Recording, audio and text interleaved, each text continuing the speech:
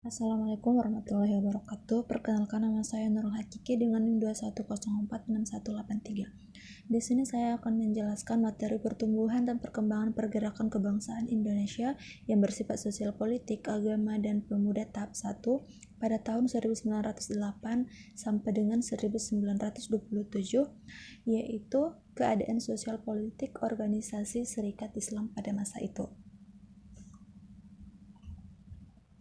Jadi, Serikat Islam itu didirikan oleh sekelompok pemuda dan cendekiawan Muslim di Batavia, di mana pertumbuhan dan perkembangan pergerakan kebangsaan Indonesia pada tahap 1 itu mencakup periode penting dalam sejarah Indonesia yang ditandai oleh aktivitas sosial, politik, agama, dan pemuda dalam usaha mencapai kemerdekaan dari penjajahan kolonial Belanda.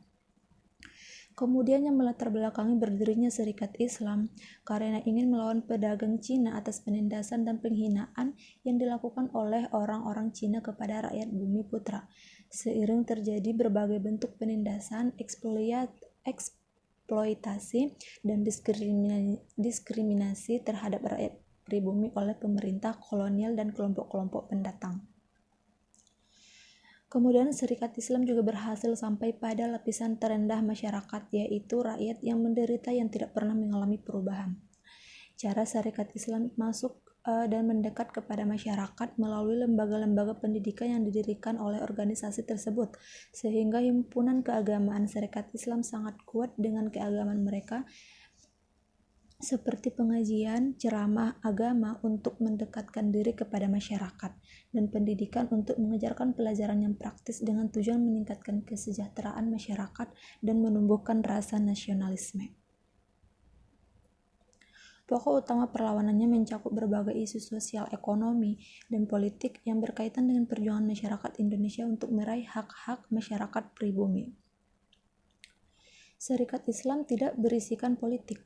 Serikat Islam ini bercita-cita untuk mensejahterakan rakyat yang bersifat ketatanegaraan karena menjunjung tinggi keadilan dan kebenaran terhadap penindasan serta mengajak rakyat untuk berani melawan penjajah.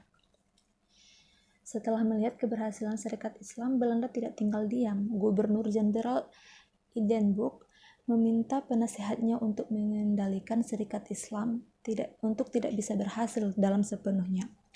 Ia juga meminta agar Serikat Islam harus bekerja sama dengan pemerintahan kolonial. Serikat Islam sering juga dianggap fanatik karena bersifat menentang keras kerohanian, juga sangat terlihat jelas. Ada yang menanamkan sisi gerakan nasionalistis ekonomi, yang artinya karena organisasi ini mengkombinasikan elemen nasionalisme dan perjuangan ekonomi dalam upayanya untuk memperjuangkan hak-hak masyarakat pribumi di Hindia Belanda. Kemudian pada tahun 1917 sampai dengan 1920, Serikat Islam sangat berpengaruh terhadap politik Indonesia karena Serikat Islam berhasil membentuk keanggotaan yang besar, mengadvokasi perubahan ekonomi dan sosial yang luas, dan mereka berjuang untuk hak-hak ekonomi dan sosial masyarakat pribumi, termasuk petani dan pekerja, yang pada saat itu seringkali hidup dalam kondisi ekonomi yang sulit di bawah pemerintahan kolonial Belanda. Serikat Islam juga berhasil menggerakkan jutaan orang untuk bergabung dalam perjuangan mereka. Namun di balik kemajuan organisasi, tentunya ada pemimpin-pemimpin yang berpengaruh seperti Teuku Cakrawinata dan Haji Agus Salim yang memiliki pemahaman yang lebih mendalam tentang politik dan mampu memimpin gerakan ini dengan efektif. Namun pada tahun 1916, Serikat Islam mengalami perpecahan internal yang menghasilkan dua faksi utama, yaitu radikal dan moderat. Radikal cenderung mengadopsi pandangan sosial dan komunis, yaitu ajaran Marxis, sementara faksi itu moderat lebih mendukung pendekatan nasionalis. Faksi radikal kemudian membentuk Serikat Sosial Islam atau yang disebut dengan SSI yang mengusung ideologi sosialis. Dalam Kongres PPKI di Solo pada tahun 1929, ada yang menimbulkan keberatan yang disampaikan oleh Muhammad Husni Tamrin, di mana dia keberatan atas ketidakdatangan Partai Sosialis Indonesia ini dalam kongres yang diadakan oleh PPKI, sehingga PSSI mendengar kritik itu dan mengancam akan keluar dari PPKI itu. Dalam kongres tersebut, PSI diubah menjadi PSII yang menjadi Partai Serikat Islam Indonesia. Karena adanya perpecahan internal dalam partai tersebut. Salah satunya seperti di dalam PSI, terdapat perpecahan ideologis antara faksi-faksi yang mendukung pendekatan sosialis komunis dan yang lebih mendukung pendekatan nasionalis. Sedangkan faksi-faksi yang lebih radikal mendukung pendekatan sosialis komunis diwakili oleh kelompok yang dikenal sebagai merah, sementara yang lebih moderat yang mendukung pendekatan nasionalis yang dikenal sebagai putih. Di tahun 1930, hubungan PSII dengan golongan nasionalis non-beragama memburuk karena rangkaian surat kabar yang ditulis oleh anggota PPPKI. Karena hal tersebutlah, pada tahun 1929, PSII mengumumkan keluar dari PPKI.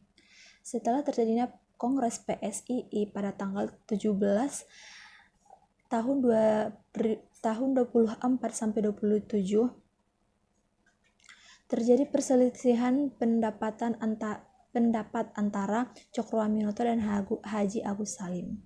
Cokro Aminoto yang awalnya adalah pemimpin Serikat Islam memiliki pandangan yang lebih nasionalis dan memihak kepada pendekatan sosialis komunis, sementara Agus Salim memiliki pandangan yang lebih moderat dan mendukung pendekatan nasionalis yang lebih pragmatis.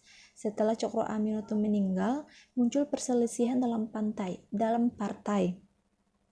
Haji Agus Salim menolak adanya kerjasama pemerintahan dalam partai yang akan menyebabkan PSII dibatasi gerakannya. Karena terlalu sering berselisih, Haji Agus Salim mengundurkan diri dari jabatannya dengan alasan supaya suasana dalam partai tidak menjadi keruh.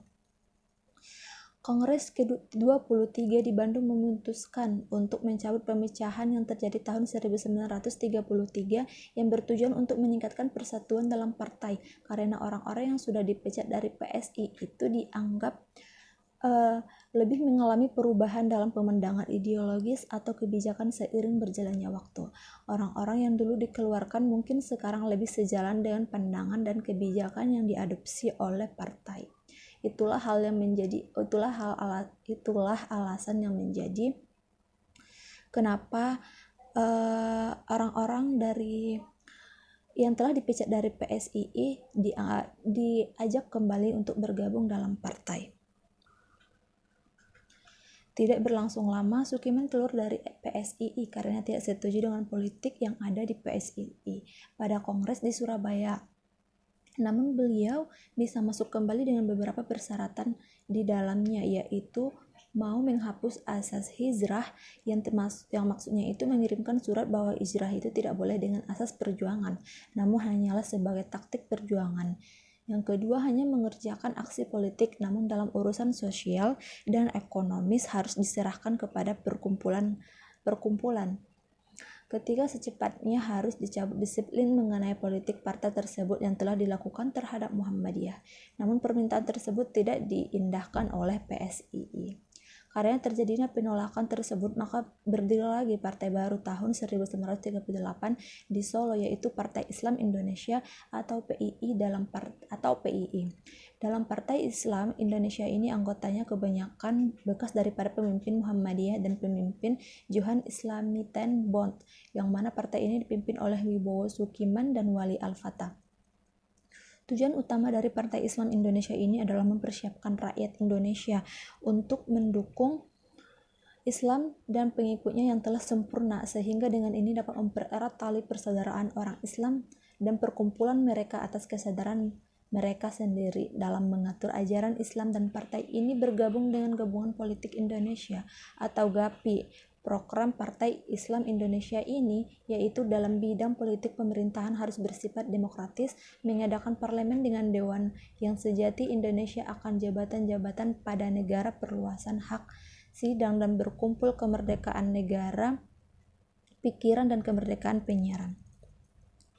Selanjutnya yaitu tokoh Kartosuwiryo yang merupakan nantinya tokoh pelopor pemberontakan Darul Islam. Beliau membuat PSII marah dengan menulis brosur yang terdiri dari 2 jilid tentang hijrah tanpa lebih dahulu membicarakannya kepada Abikusno Tijokorosujo. Oleh karena itu, dia menolak untuk menerbitkan tulisan tersebut. Namun dia mendapatkan dukungan dari cabang PSII di Jawa Tengah sehingga ia dipecat dari partai.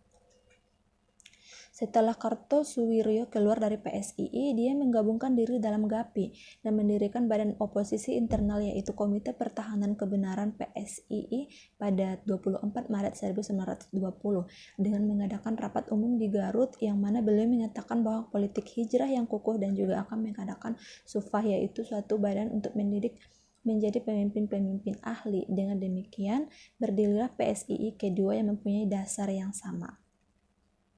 Akan tetapi, kesempatan tersebut tidak berkembang karena tertutup oleh beberapa keadaan yaitu perang hingga 10 Mei 1940 keadaan habis. Maka keadaan tersebut juga habis partai di bidang politik. Mungkin sekian dari saya. Wassalamualaikum warahmatullahi wabarakatuh.